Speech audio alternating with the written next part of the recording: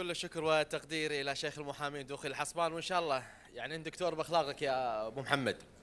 يعني كلمة أبو محمد اختصرت الكثير، وأنا يمكن أضيف عليها جزئية واحدة فقط، أن سياسة التغيير أصبحت حاجة ملحة وضرورية لا محالة من الجميع، لسبب واحد فقط، أن يعني أكثركم وأكثر الناخبين في دولة الكويت وحالة الامتعاض الشديد اللي شاهدناها في والمشهد السياسي الساخن يحتم عليك اختيار الأصلح واختيار الأحسن. أنا ما ودي أطل عليكم. أيضا الكلمة الآن إلى مرشح الدائرة الرابعة الدكتور فهد الحربي، فليتفضل.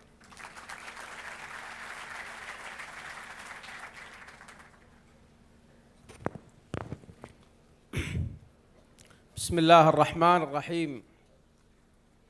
إخواني أبناء الدائرة الخامسة، الدائرة العزيزة على قلوبنا، الدائرة أنا أسميها الدائرة التوأم، توأم في كل شيء معانا، توأم في الشرائح السكانية، توأم في الطبقات الاجتماعية، توأم في أسلوب المعيشة، توأم في القبائل، توأم حتى في الهموم، توأم حتى في الظلم. نعم احنا وياكم مظلومين، وانا تكلمت عن هالامر كذا مره، قلت احنا وياكم انظلمنا في التوزيع الانتخابي.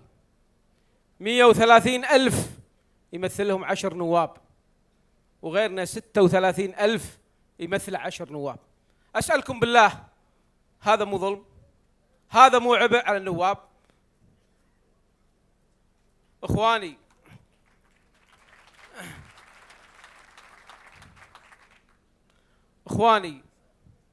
انا جايكم من الدائرة الرابعة مو علشان اتكلم، لا، جاي مناصرة للإصلاح، ولأني أعرف هالدائرة هذه دائرة الأبطال، دائرة المصلحين اللي ياما أخرجوا الكثير من عام 85، طالما أخرجتوا أبطال، وكل المجالس اللي طافت، والآن في موجودين هني أبطال، وإن شاء الله يطلعون بإذن الله.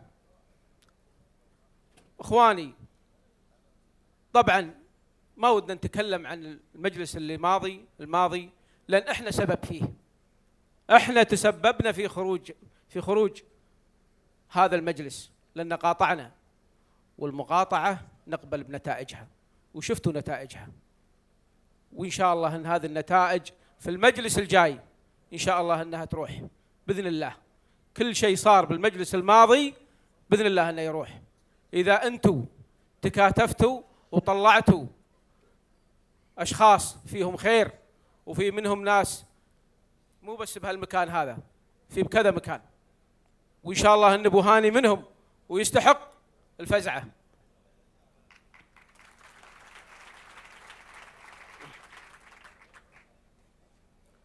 إخواني الكل تحدث والكل منزعج من بعض القرارات اللي صارت في المجلس الماضي، ومن ضمنها اللي هو ارتفاع أسعار الوقود اللي هو البنزين.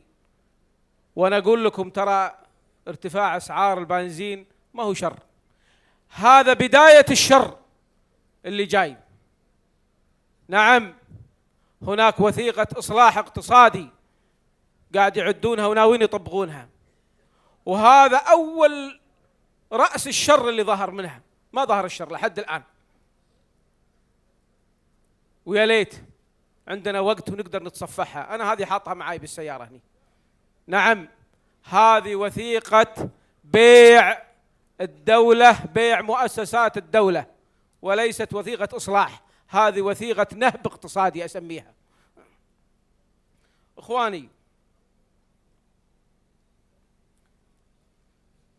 ما في أشر من أنك تكتشف فجأة أن مؤسساتك مو لك، مو للدولة. تلقى المدرسة مبيوعة حق قطاع خاص، الجامعة مبيوعة، وزارة مبيوعة، الآن باعوا محطات البنزين، وكل شيء فيه فائدة وفيه إنتاج اقتصادي ينباع. لا تقولون بالدستور محمية الثروة، نعم محمية بالثروة، لكن واجد انتهاكات نشوفها احنا حق الدستور، يا من انتهك هالدستور هذا، ولا تستبعدون ينباع كل شيء، حتى النفط اللي تحتكم ينباع. إخواني أنا ما أحب أطيل ولا أحب آخذ وقت غيري، وبالذات أن وراي من الأفاضل الأستاذ علي الدغباسي والأستاذ أبو هاني، عسى الله يوفقهم. عندهم أيضا الكثير من الكلام وكثير من الشجون والهموم اللي تدور في صدورنا، وأيضا عندكم الكثير من أبناء الدائرة اللي نتمنى أن دائرتكم تساعد دائرتنا في إخراج مجلس قوي، أنا أسميه قوي، إن شاء الله أنه يطلع قوي، يساعدنا في وقف بداية الشرور اللي جاية. المجلس الجاي من أخطر المجالس اللي راح تجي، ولازم همتكم معانا، لازم همتكم يا أخوان معانا، لازم نوقف. أنا أسميه تآمر، التآمر اللي جاي على البلد. من حسن حظنا أنهم حلوه بدري على أساس يستمر يستمر نهب المؤسسات، وأنا أتمنى منكم تحكمون ضمائركم يوم 26. إخواني قبل لا أختم أحب أحيي أبناء الدائرة الخامسة اللي طالما طلعت لنا الكثير من الأبطال والنواب الصالحين الصادقين، وأنتم إن شاء الله من الصالحين والصادقين، واللي راح تطلعونا أمثال أبو هاني مرزوق الحبيني وربعه. في الختام أحب أعزي الأخ النائب السابق سالم النملان على وفاة جدته، ونقول له عسى الله يرحمها ويغفرها ويرحم أموات المسلمين أجمعين، والسلام عليكم.